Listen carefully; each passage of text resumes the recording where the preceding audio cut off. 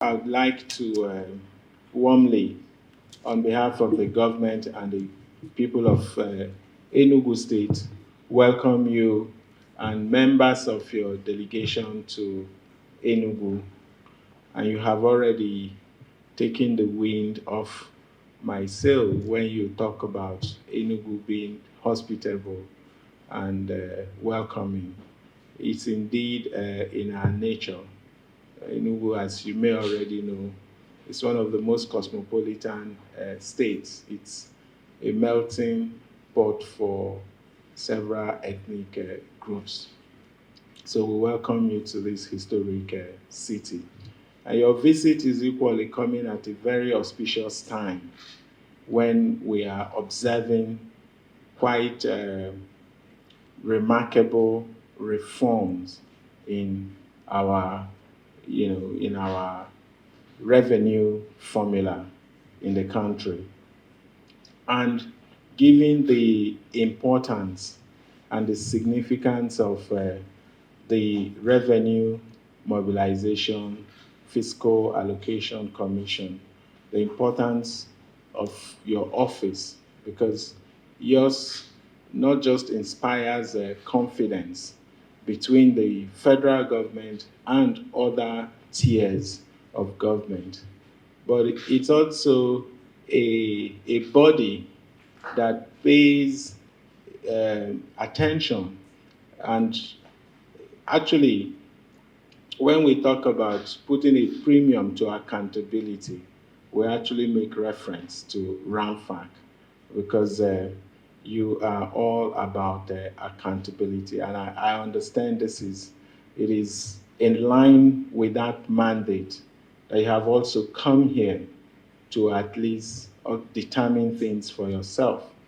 Firstly, to establish the allocations to the state and local government and to be sure that they are in line with the indices as provided.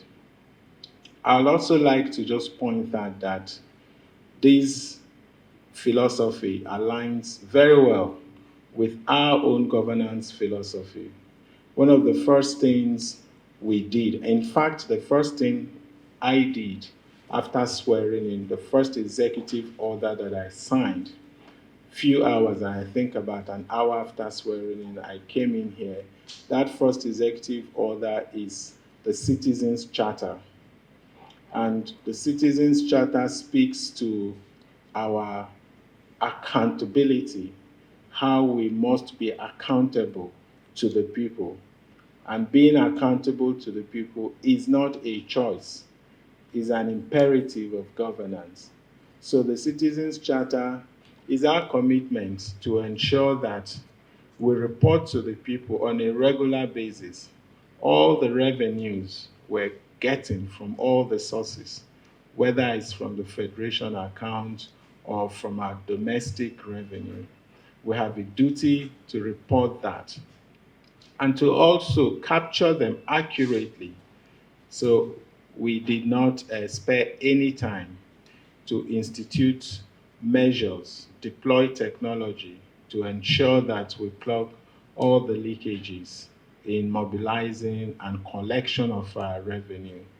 And so we must also then show the people how those funds are spent, and which also speaks to making sure that there is also value for money, that we're prudent in the way and manner we spend the people's money. So it's all about spending the people's money in the interest of the people. And that's an area we believe that your office, the commission, and the values that you espouse and what it's in our own governance philosophy align.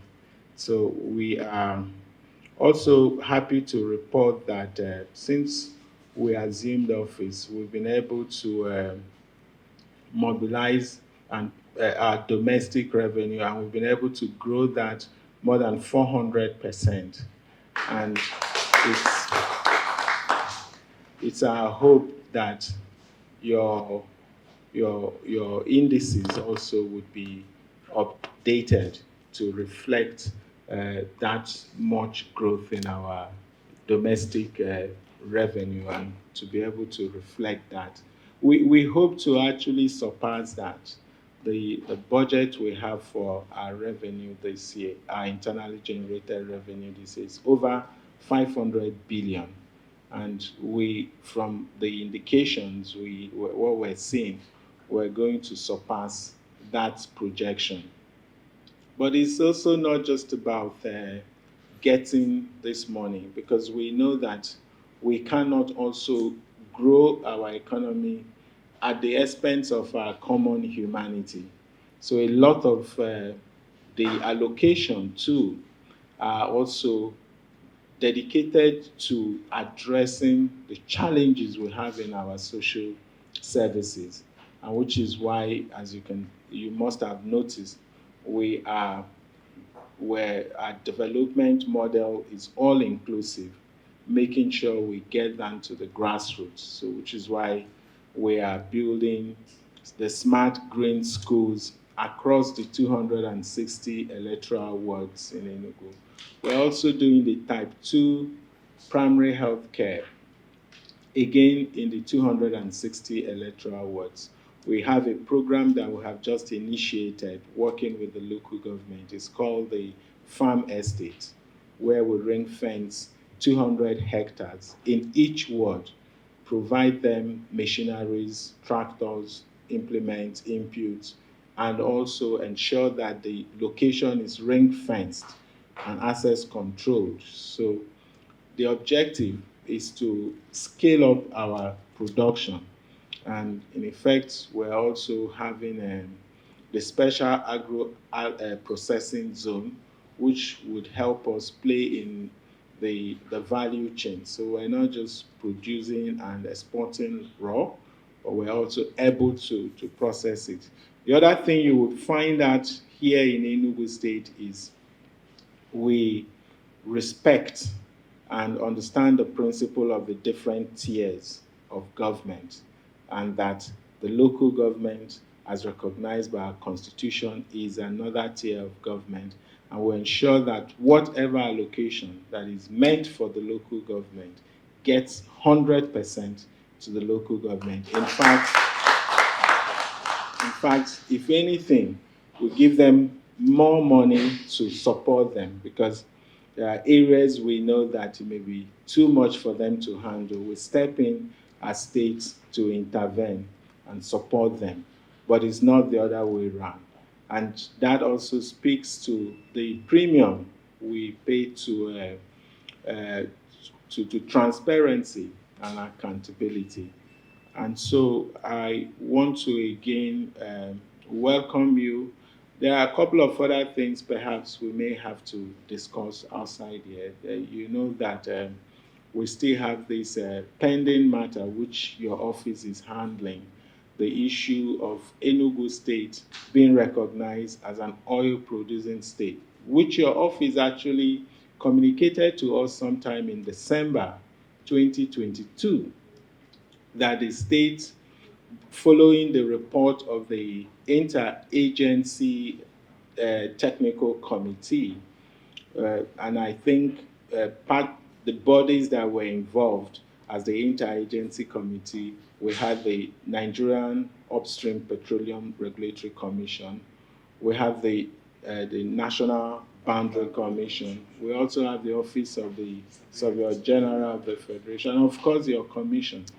And they came up with a recommendation that Enugu should be benefiting from the 13% derivation of the Anambra River 1, Anambra River 2, and Anambra River 3. And as yet, we have still not yet, benefited from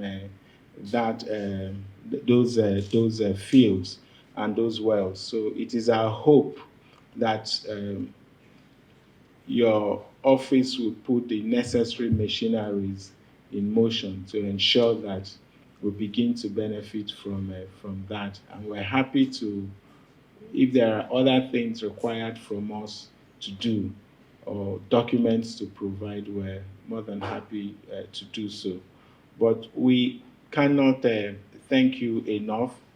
I would urge you not to only work while you're in Enugu, also try and take out time to savor the experience of Enugu, this hospitable experience, and again our culinary delights. You must make sure you eat abacha and oba, so that you can talk about it. Thank you very much, and once more, welcome to you.